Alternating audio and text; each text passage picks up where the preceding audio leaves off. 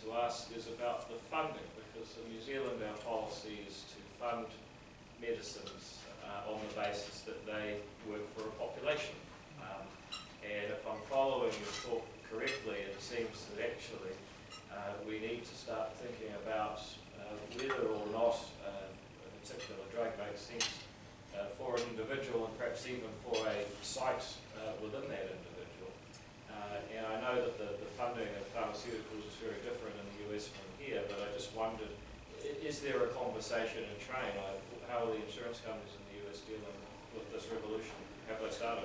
Well, they have. So one of the things you have to bring out is now you're not just talking about the cost of the drug and the benefit of the drug, but now you've got the cost of the diagnostic assay to say you've got X and you've got Y driving your cancer.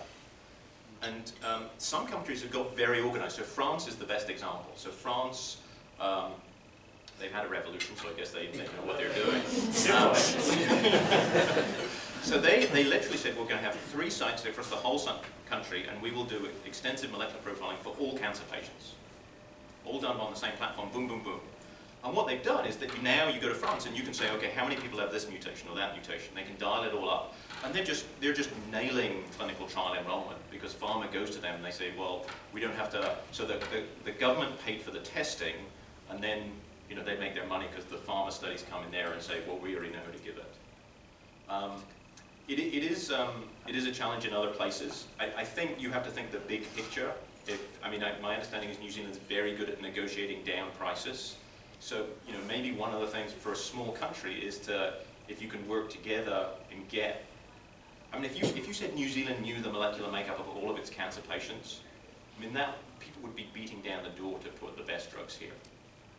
And that's not a huge investment, because the cost of, sequencing aspects of the genome is coming way, way down.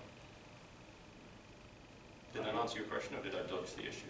No, it's very helpful. I guess a follow-up would be, and there might not be easy to answer, but if you were to say, well, the gene mapping or the diagnosis versus the cost of the medicines in the end, can you give us an indication? Is it 10-90, is it 90-10, 50-50? So the cost of a diagnostic assay is probably running about $1,000 US, and you can get, so that's your upfront investment to then, when you find, so we can't find an abnormality in every cancer yet, but we can, certainly in lung cancer, we're probably pushing 40 to 50% where there's specific targeted abnormalities that you can get gangbuster responses with.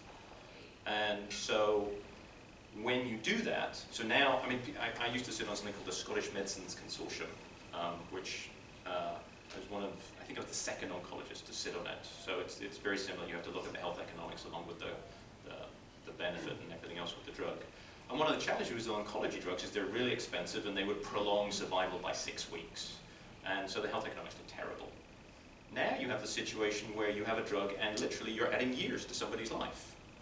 Now the problem is the pharmaceutical industry, and apologies to all of you guys in the room, think because it's new, therefore the market will tolerate a higher price. And that's where the negotiating has to go on. So you have much more bang for your buck, but you have to bring the buck down to something reasonable.